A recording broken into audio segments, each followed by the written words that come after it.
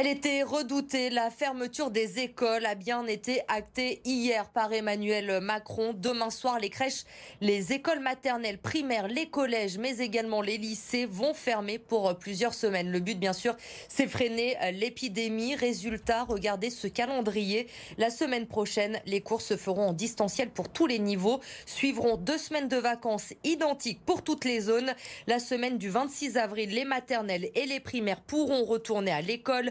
Les collèges et les lycées devront faire une nouvelle semaine de cours à la maison avant un retour en présentiel le 3 mai. C'est donc un nouveau chamboulement pour les parents qui se retrouvent avec très peu de temps pour s'organiser. Octavie Couchard, Cédric Adam. Organiser les 3 prochaines semaines en seulement 2 jours. Encore un nouveau défi pour les parents après les annonces du président ce mercredi. Alors évidemment, ce matin, devant cette école lyonnaise, c'était le sujet de discussion. Hier, j'ai fait tout mon répertoire en fait pour voir un petit peu comment on peut s'organiser du coup avec les voisines et des amis. Et pour l'instant, j'ai pas encore trouvé vraiment de solution. Peut-être que je vais voir avec une cousine, faire le déplacement, puis laisser les enfants chez la cousine, le temps de rentrer, puis essayer de m'organiser. Après la question logistique vient la question des occupations. 2 semaines de vacances, c'est 2 semaines d'activités à trouver. Je pense qu'il n'y aura pas de centre aéré, donc comment vont faire les parents qui ne peuvent pas télétravailler, comment vont faire, enfin voilà, je sais bien que c'est des petites préoccupations par rapport aux gens qui sont en réa, je suis complètement d'accord, mais des petites préoccupations d'1 an et demi. Le temps est long donc pour les parents qui sont fatigués de devoir jongler entre travail et enfants. Côté enseignants, fermer les établissements scolaires, c'est une fatalité. Beaucoup de classes fermées, beaucoup de classes non remplacées. De toute façon, j'allais dire, c'est un peu comme admettre la réalité, quoi. Il n'y avait plus trop le choix. Moi, ce qui m'inquiète, c'est la reprise aussi maintenant. Parce que dans 3 semaines, la situation de l'épidémie aura été ralentie ou améliorée, mais ne sera pas du tout résolue. On refait les mêmes choses, les mêmes erreurs, dans le même ordre. Ou est-ce qu'enfin, il y aura des mesures ? Retour en classe le 26 avril pour les primaires. Ce sera la semaine suivante pour les collèges et les lycées. Et en attendant, pour les parents qui ne peuvent pas garder les enfants à la maison, eh bien plusieurs solutions. Il y a bien sûr l'option grands-parents, de préférence quand ils sont vaccinés, ou sinon les baby-sitters. La demande a fortement augmenté aujourd'hui. Jérôme Jarny et Myriam Manart. Pour certains parents, la solution est toute trouvée. Les enfants iront chez les grands-parents. Là, je suis partie faire un peu de cours. Je me suis préparée à leur acheter des crayons de couleur, de la peinture, des feuilles de dessin. Mais tout le monde n'aura pas la chance de pouvoir faire du coloriage avec mamie. Dans cette agence du 6e arrondissement de Lyon, on vous trouve une nounou à domicile en moins de 3 heures. Depuis ce jeudi matin, les demandes se font plus nombreuses. On savait qu'on allait avoir pas mal d'appels et surtout de mails. On fonctionne beaucoup avec les mails. Donc voilà, on s'attendait à ça. Et les personnes qu'on met à disposition au domicile des parents sont des intervenantes qui ont de l'expérience et qui a été validée par notre service ressources humaines. Une expérience qui va même jusqu'à l'accompagnement dans les devoirs. De quoi rassurer les parents qui cauchemardent déjà de devoir jouer les instits à la maison après le travail. Nos nounous, donc nos zouzou-sitters comme on les appelle, sont tout à fait capables de faire des activités en extérieur, en intérieur. Elles reçoivent des fiches tous les vendredis pour justement faire un focus sur l'éveil, les activités manuelles. Donc j'ai envie de dire, on a toutes les armes pour parer à cette organisation un petit peu rapide auprès des parents et être en soutien au niveau des parents sur leur organisation. Un service qui coûte entre 20 et 25 € l'heure, mais qui donne droit à des aides de la CAF et des déductions fiscales. Et un casse-tête supplémentaire pour les parents qui mettaient leurs enfants chez des assistantes maternelles. Information BFM TV ce soir. Au même titre que les crèches, les assistantes maternelles ne vont plus pouvoir garder les enfants à domicile. Elles percevront donc l'activité partielle pour cette durée de confinement pendant 4 semaines. Et justement, ce qu'il faut savoir ce soir sur les mesures qui ont été prises, les nouvelles règles en vigueur pour les 4 semaines à venir. C'est avec vous, Jérémy Pain. Jérémy, question d'abord de Véronique. Les déplacements entre les régions sont-ils autorisés ? Alors pour ce week-end de Pâques, Emmanuel Macron a évoqué une certaine tolérance pour les déplacements. On peut se rendre dans une autre région, mais uniquement si l'on veut s'isoler pour passer les 4 prochaines semaines. La tolérance s'arrêtera lundi soir. Les contrôles commenceront mardi. Pas de déplacement possible donc après ce week-end entre départements, hormis pour motif impérieux professionnel professionnels ou familiaux. L'accompagnement des enfants chez des grands-parents, par exemple, est un motif impérieux. Il faudra dans tous les cas une attestation au-delà de 10 km.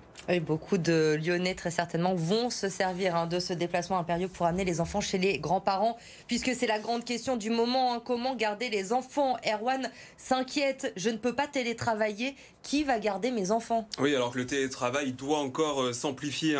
C'est ce qu'a dit Emmanuel Macron hier soir. On sait que cela peut être compliqué d'allier télétravail et garder ses enfants. Les parents qui ne peuvent pas télétravailler et qui doivent s'occuper d'un enfant de moins de 16 ans pourront prétendre au chômage partiel. Seul un des deux parents sera concerné. Le salarié concerné reçoit une rémunération à hauteur de 84% de sa rémunération, 100% même au niveau du SMIC. Mais attention, est-ce que le chômage partiel sera applicable pendant les vacances scolaires? Rien n'est moins sûr pour l'instant. Les discussions se poursuivent entre ministère du Travail et partenaires sociaux. Question de Marie qui est soignante. Est-ce que mon enfant peut être accueilli à l'école ou en centre aéré dans les semaines à venir? Oui, alors la semaine prochaine, les cours se feront à la maison, puis le pays entier sera en vacances pour 2 semaines.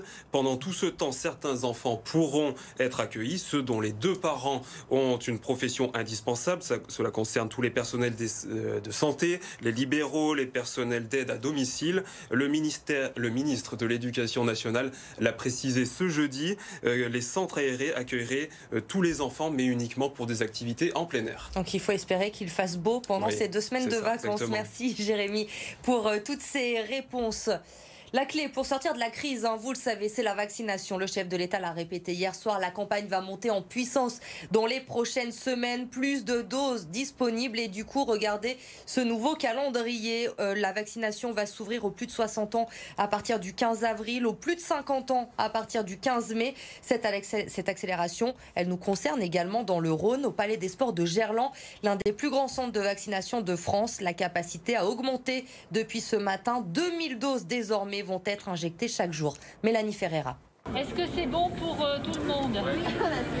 Avant l'ouverture au public, la cadre de santé du centre débriefe avec les infirmiers, les habitués, mais aussi les petits nouveaux arrivés en renfort. En tout, ils seront 18 aujourd'hui contre 12 auparavant. Aujourd'hui, on a augmenté la capacité. Donc c'est vrai qu'il y a plus d'infirmiers qui viennent vacciner. Nous sommes passés de 12 box à 18 box.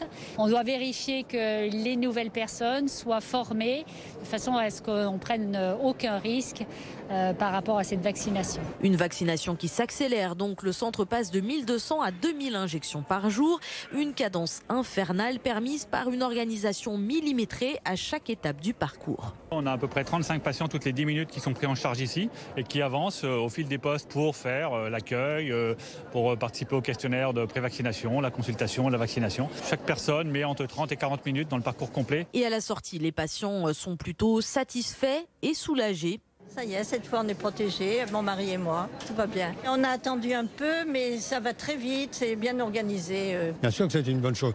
Quand on voit qu'il y a encore des plus de 75 ans qui ne sont pas vaccinés, il faut faire quelque chose. Des plus de 75 ans prioritaires, Emmanuel Macron l'a rappelé. Ce mercredi soir, ils pourront appeler un numéro vert coupe-fil et seront systématiquement contactés par l'assurance maladie pour prendre rendez-vous. Et je vous rappelle qu'un vaccinodrome va également ouvrir ce week-end au Groupama Stadium à Dessines. 9000 doses disponibles pour le week-end de Pâques, samedi, dimanche et lundi. Une autre opération aura lieu là-bas également le week-end du 17 avril.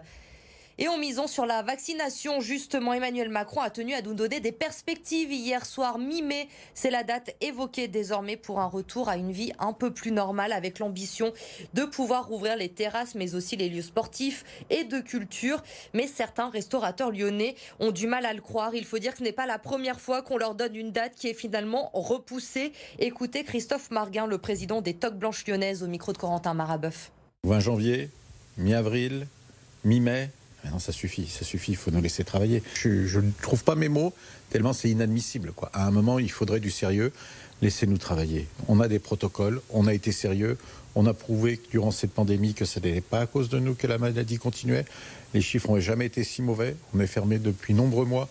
Donc maintenant, c'est bon. Le Haut Conseil à la Santé n'a pas été saisi pour donner un avis sur quoi que ce soit à aujourd'hui pour la réouverture des restaurants. Donc je ne sais pas d'où le président sort cette date, c'est la sienne. Ça devait lui faire plaisir de nous donner envie. Nous on rêve que d'une chose, c'est que ça soit vrai, mais malheureusement, il nous fait tellement croire de choses qu'à un moment on n'y croit plus.